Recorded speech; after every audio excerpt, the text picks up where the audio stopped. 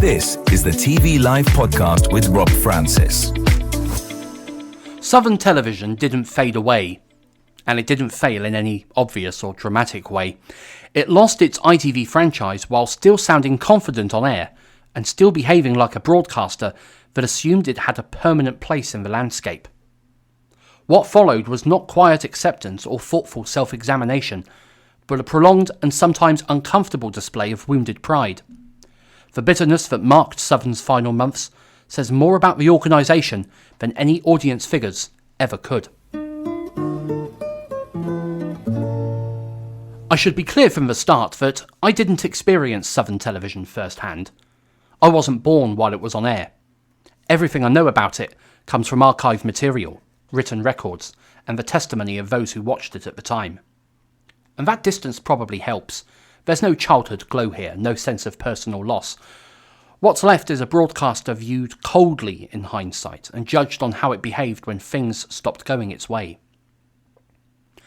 Southern began broadcasting in August 1958 as the ITV contractor for the south of England. Over time it became deeply embedded across Hampshire, Sussex, Dorset, the Isle of Wight, and later Kent. Its style was measured and reassuring. Southern didn't try to shock or dazzle, it aimed to be trusted. For many viewers, it simply was television. That familiarity bred loyalty, and loyalty slowly turned into expectation. That sense of permanence was backed up by genuine strengths. Southern treated regional news seriously, and day by day earned a strong reputation for calm, authoritative journalism. It understood its patch and spoke to it clearly. Beyond news, the company proved it could make programmes with wider appeal. Runaround became a defining children's show, and Wurzel Gummidge ensured that Southern would be remembered long after it went off air. This wasn't a struggling broadcaster clinging on, it was a comfortable one, settled into its role. Comfort, though, can easily turn into complacency. By the late 1970s, the ITV system was no longer content to reward familiarity alone. Franchise renewals became forward-looking exercises. Regulators wanted to see ambition, investment, and a sense of urgency. They wanted broadcasters who understood that television was changing and who could explain how they could change with it. Southern struggled with that challenge. Its franchise bid leaned heavily on experience and continuity. It talked confidently about what it had done well, but said far less about what it planned to do differently. It assumed that a good past would naturally lead to a guaranteed failure. Television South, or TVS, didn't make that assumption. TVS talked about money, expansion, and balance. It put Kent front and centre, an area Southern had long treated as secondary. Where Southern sounded settled, TVS sounded hungry. And in a competitive process, hunger usually wins. When the decision was announced in December 1980, Southern lost the franchise it had held for more than 20 years. From that moment on, the tone of the organisation shifted. There was little public acceptance that the bid itself might have been part of the problem. Instead, the loss was treated as an injustice. That belief shaped everything that followed and turned Southern's final year into something far more revealing than it probably intended. Much of the resentment was directed at TVS. The incoming broadcaster was not treated as a successor that had earned its place, but as an interloper that had somehow taken something it did not deserve. That attitude seeped into the transition period and became visible to viewers. Southern didn't behave like a company preparing a dignified exit. It behaved like one struggling to accept replacement. There's a deep irony at the centre of this story. Southern had already purchased land at Vinters Park in Maidstone for a planned studio complex that would have served the eastern side of the region if it had retained its franchise. The plan was real, but it never moved beyond intention.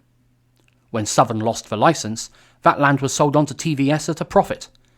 TVS then based its new operation in Maidstone, effectively doing what Southern had once planned, but never committed to. Despite this, Southern openly mocked TVS for choosing Maidstone. During the transition period, TVS staff worked from temporary buildings, and the name Portakabin TV began to circulate. This wasn't affectionate rivalry. It carried a sharp edge. Southern was sneering at decisions it had itself once considered sensible, and the contradiction went unacknowledged. That bitterness spilled directly onto air during Southern Television's final news programme.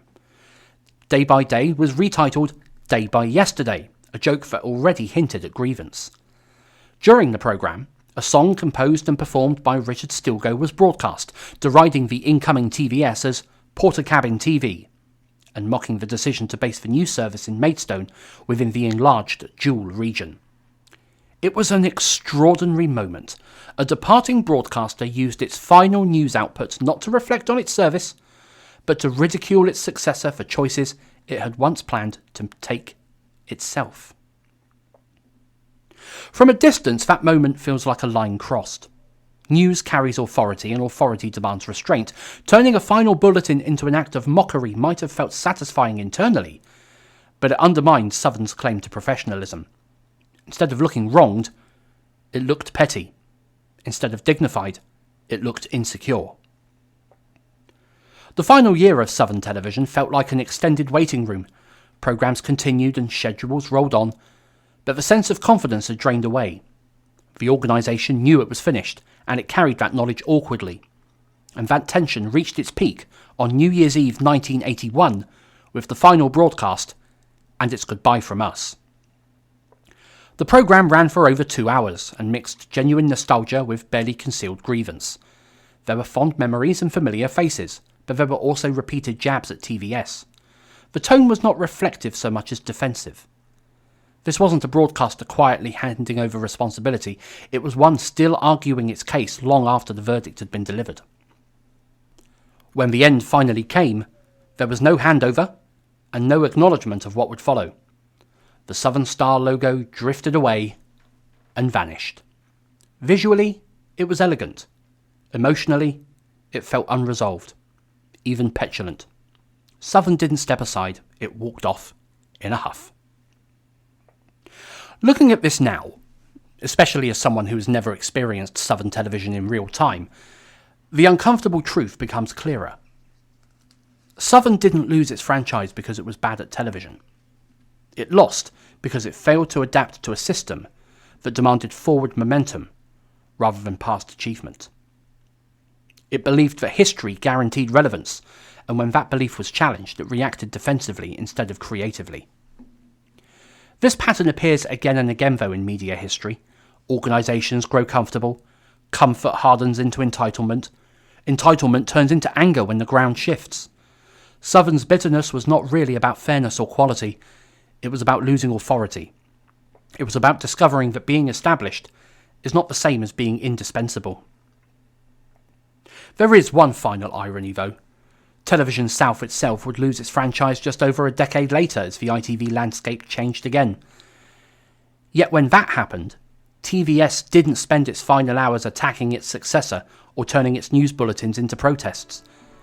Southern did, and that difference matters.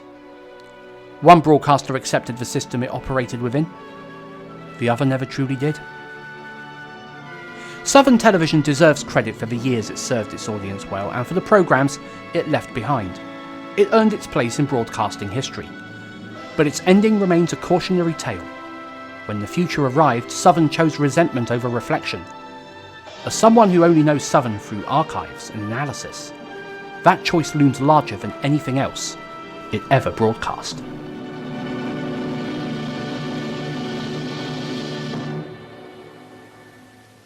This has been the TV Live podcast with Rob Francis, a Red Telephone Box production.